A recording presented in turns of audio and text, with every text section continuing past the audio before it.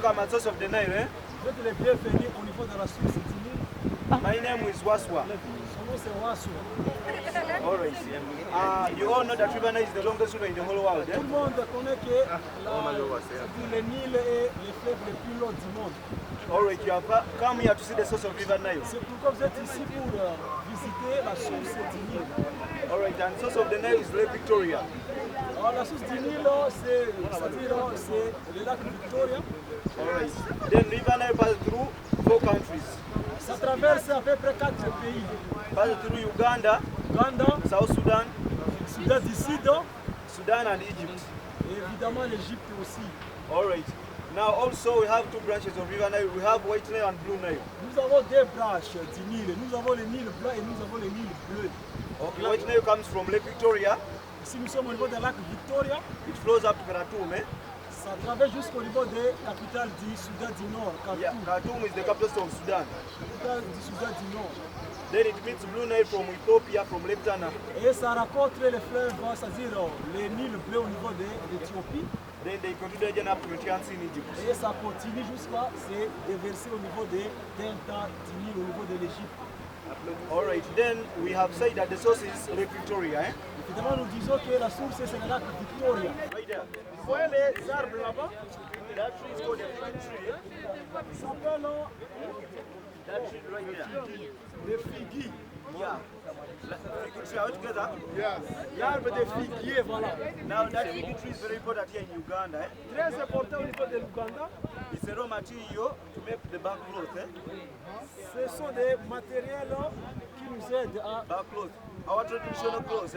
à confectionner les habits traditionnels. Yeah, before introduction of clothes, modern clothes, our ancestors were putting on back clothes. Avant qu'ils puissent avoir des habits modèles, nos ancêtres portaient des habits traditionnels.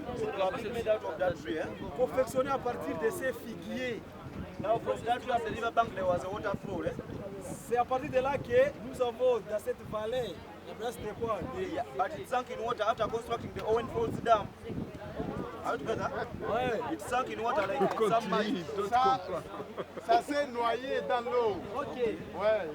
Yeah, in water after constructing the Owen Falls Dam. You know when they construct a dam, they limit water that passes the turbines. Now the backward, water levels increase, so it affected it. Are you together? Ok. Ça a affecté, disons, la figure là, quand on avait séparé les deux. That mother is, Voilà où il y a un drapeau. Là où il y a fixé là-bas, c'est ça la trace behind that side. de l'explorateur anglais John Spence. That's why John Spence stood on the source of River Nile. C'est là où il avait découvert la source du fleuve Nil. The people that is found in the southern River the source of River Nile. Right there, are you all seeing that island? Boys, are you all seeing the island? That's why the river. Il y a aussi une île Il est là-bas. dans la, disons, la On that source là. island, we all know what an island is. An island is a piece of land surrounded by water, right? Oui, l'île, c'est une partie de la terre qui se trouve au milieu de l'eau. Ouais. Now on that island, Il y a there is une a piece of maison. rock. Je veux une That rock maison. forms a natural boundary between 2 water bodies. Celui qui Between est Lake là-bas, Victoria il and doit River Nile. être Are you together? All right. A piece of rock, and it forms a natural boundary between 2 water bodies. Du Nil.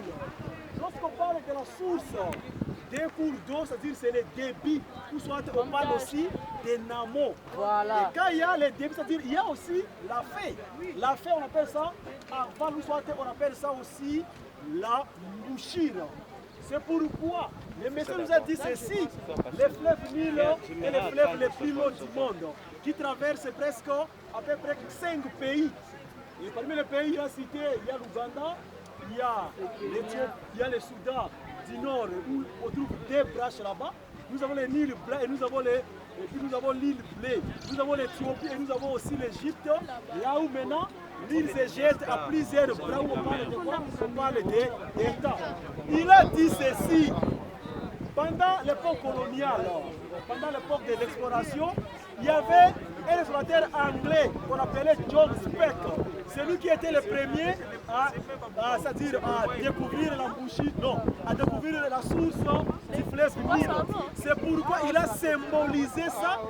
Il y a un drapeau qu'on a attaché là-bas. Ça montre combien de fois les messieurs étaient passés par la source du Nil.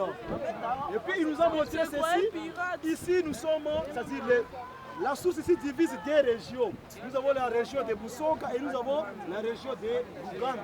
C'est pourquoi on trouve aussi, il y a une île là-bas. Une île, il nous a dit que c'est une bande de terre qui est entourée par l'eau. C'est pourquoi il y a une roche là-bas qui symbolise, n'est-ce pas? Oui. C'est-à-dire qui divise c'est-à-dire les deux régions ici.